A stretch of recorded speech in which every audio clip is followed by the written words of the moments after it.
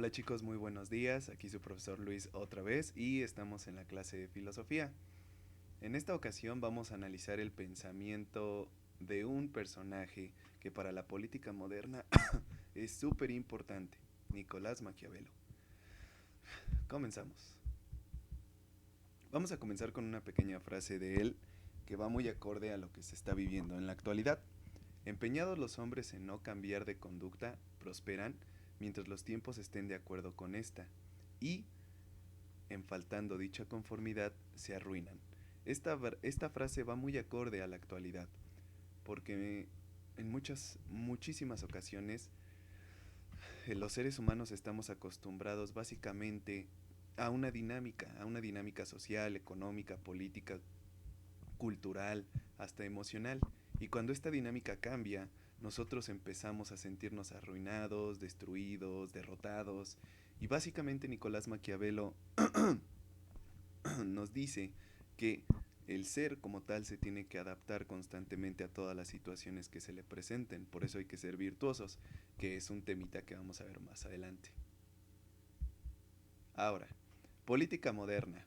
Recordemos que Nicolás Maquiavelo es el padre de la política moderna, ya que a través de su pensamiento se crean los conceptos básicos para poder gobernar durante los siglos XVI y XVII. Por eso se le dice política moderna. Veamos cuáles son estos conceptos. Lo primero y lo que tenemos que entender es que buscan siempre la unificación.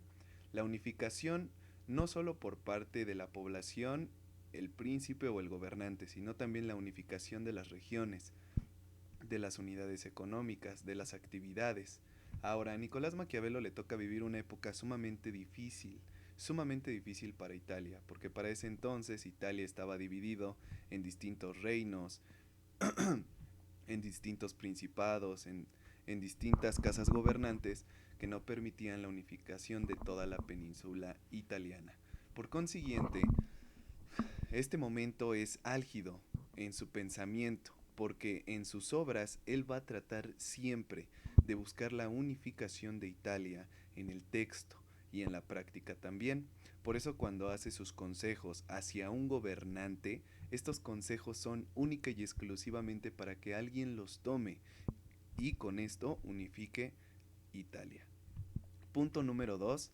A pesar de que en su primera obra él está de acuerdo con que la república, la libertad y la participación de todos y cada uno de los actores políticos dentro de un gobierno debe ser equilibrada, de- al final, en su obra El Príncipe, acepta que la mejor forma de gobierno para su época, basada en las necesidades y las circunstancias que le tocó vivir, pues es la monarquía déspota.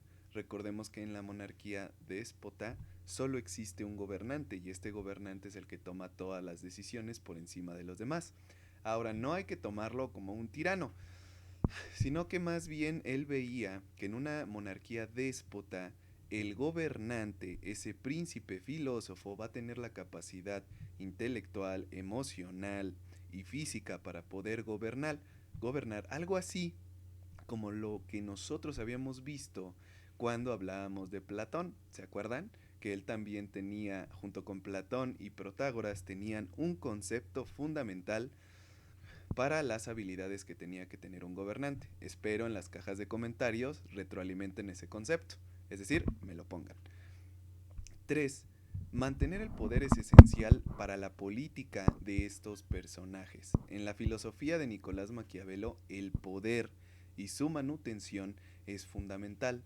Para ello, el gobernante debe estar instruido en básicamente todas y cada una de las asignaturas humanas. ¿Por qué? Porque su objetivo central es y siempre será gobernar. Cuarto, es realista políticamente hablando. Vamos a hablar un poquito más acerca de esto. Este realismo político en ocasiones es relacionado con el pesimismo, este pesimismo que existe en el pensamiento de Nicolás Maquiavelo. Nicolás Maquiavelo es un personaje fundamental, ya que él determina que los hombres, por naturaleza son veleidosos, cobardes, avariciosos y envidiosos. y que el príncipe o el gobernante debe estar por encima de ellos en todo momento. Es decir, por eso se le dice realismo político. 5. Hablando acerca del gobernante, él establece que tiene siempre que estar por encima de la virtud y la fortuna. Ahí van a encontrar un error de redacción, hijos, en la diapositiva, porque dice fortuna y es fortuna.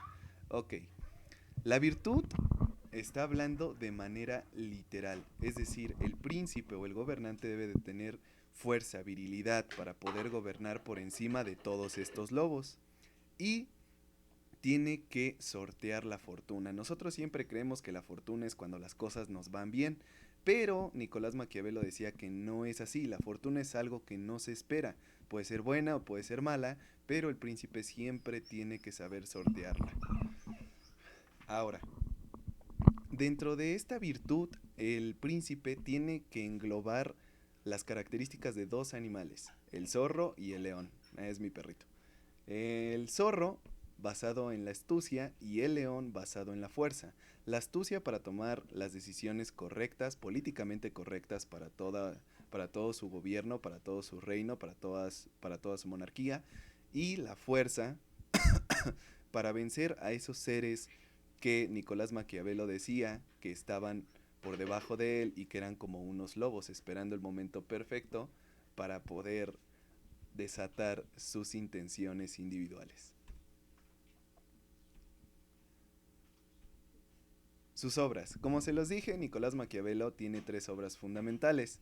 Primero, los discursos sobre la primera década de Tito Livio. Aquí es cuando yo les comentaba que Maquiavelo está básicamente impulsando que la mejor manera o el mejor gobierno que puede existir es una república basada en la libertad individual. Posteriormente va a desechar esta idea y en el arte de la guerra, que es su siguiente obra,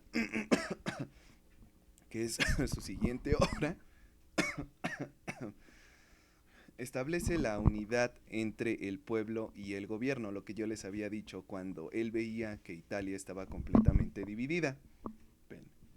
Y por último, El Príncipe, su obra más grande a pesar de ser una de sus obras más cortas. Esta obra es fundamental porque aquí resume básicamente todas las habilidades que tiene que tener el príncipe en su gobierno. ¿Cuáles son esos capítulos súper importantes del príncipe? Bueno, vamos a tener básicamente 5 capítulos que ustedes, si quisieran saber más acerca del pensamiento de Nicolás Maquiavelo, lo pueden consultar. El libro está en línea.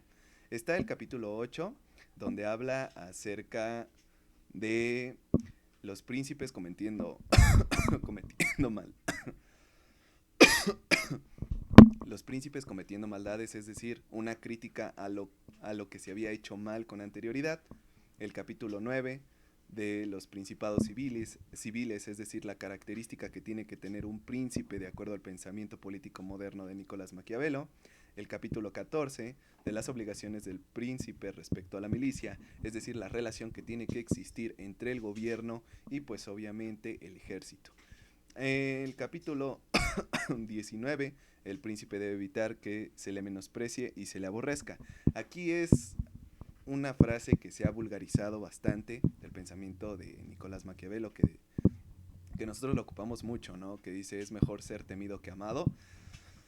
Pues sí, tiene bastante razón.